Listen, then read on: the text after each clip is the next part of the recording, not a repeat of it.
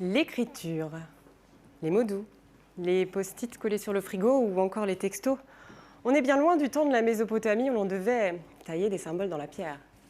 Aujourd'hui, c'est stylet en main qu'on écrit sur des tablettes électroniques.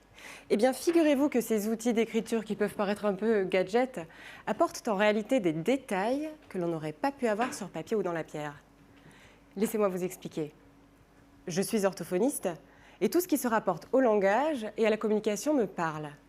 Mais ce qui me parle le plus, c'est le langage écrit.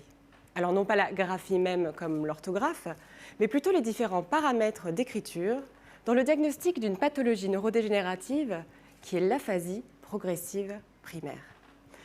Alors je suppose que cette pathologie ne vous parle pas spécialement, elle est très peu connue. Mais il faut savoir que les premiers signes de cette maladie sont, on va dire, orthophoniques, car ils se manifestent dans le langage. Il va y avoir plusieurs formes de la maladie, comme l'oubli des mots par exemple. C'est comme si je vous disais ce que j'ai fait ce matin. Je suis allée à la boulangerie pour m'acheter une bonne...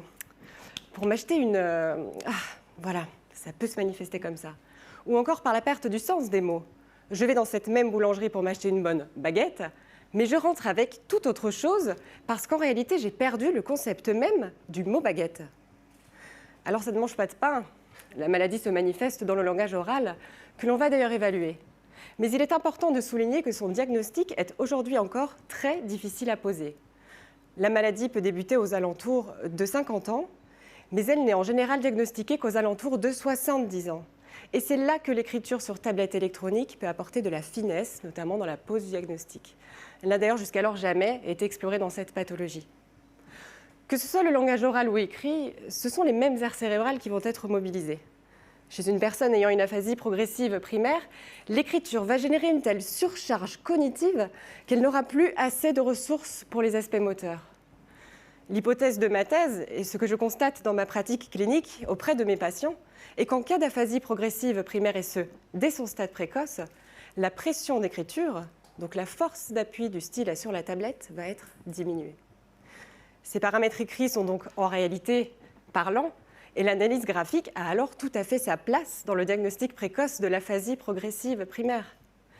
Donc si la voix, à elle seule, ne suffit pas à marquer la différence, c'est donc par écrit, sur tablette électronique, que l'on va pouvoir mettre un point final à ce diagnostic. Alors, pas d'inquiétude pour vous, vous n'aurez pas d'écrit à me rendre. De pression aujourd'hui, vous n'allez donc peut-être pas en avoir, mais peut-être voudrez-vous en boire une. Mais là, c'est à vous de voir comment vous voulez marquer la suite de votre histoire. Merci.